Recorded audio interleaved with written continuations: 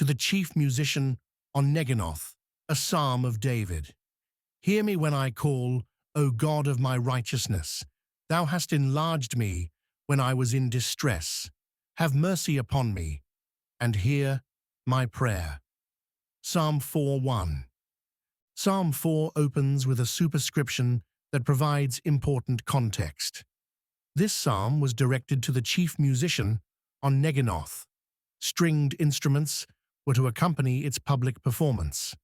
Unlike the personal lament of Psalm 3, which David composed while fleeing from Absalom, Psalm 4 appears designed for corporate worship while still drawing from David's personal experiences. The psalm begins with David's urgent appeal. Hear me when I call, O God of my righteousness. This address reveals the intimate relationship between the psalmist and his Lord. David does not approach God as a distant deity, but as one who has established a covenant relationship with him. The phrase, God of my righteousness, carries profound theological significance. David acknowledges that any righteousness he possesses comes not from himself, but from God. This anticipates the New Testament teaching that believers are made the righteousness of God in him. 2 Corinthians 5:21. David's plea comes from a position of both confidence and need. He approaches God with boldness, yet his request shows his complete dependence. This paradox characterizes authentic biblical faith.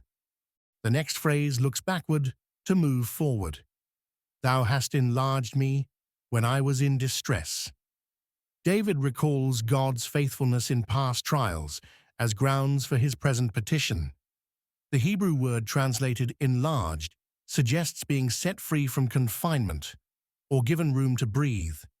David remembers times when God delivered him from tight spots. The Lord freed him from situations that seemed to close in around him. This testimony of past deliverance strengthens his faith for current challenges.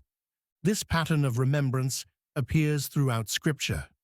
When the Israelites faced the impassable Jordan River, Joshua reminded them how God had parted the Red Sea. Joshua 4:23. When David confronted Goliath, he recalled God's deliverance from the lion and bear. 1 Samuel 17:37. The Apostle Paul, facing opposition, declared, The Lord shall deliver me from every evil work. 2 Timothy 4:18. God's track record becomes the foundation for present faith. David concludes the verse with a twofold request, Have mercy upon me, and hear my prayer. The appeal for mercy acknowledges that David comes not demanding what he deserves, but seeking what only grace can provide. He recognizes that God's response flows from divine compassion rather than human merit. For believers today, Psalm 4:1 offers several practical applications. First, it teaches us to approach God with both confidence and humility. We come with boldness to the throne of grace. Hebrews 4:16. Yet we come seeking mercy, not demanding rights. Second, this verse reminds us to recall God's past faithfulness when facing present trials. The practice of spiritual remembrance strengthens faith. When anxiety threatens to overwhelm, believers can recall specific instances of God's previous deliverances, creating a monument of memory that stands against current fears. Third, David's example encourages believers to acknowledge God as the source of any righteousness they possess. This guards against both pride and despair.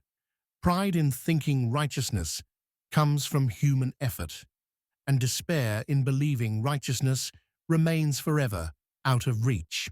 The believer's standing before God depends not on personal performance, but on Christ's perfect work. Finally, this verse teaches the value of honest prayer. David does not disguise his distress or suppress his need. He models transparent communication with God, bringing his authentic self before the Lord rather than presenting a religious facade.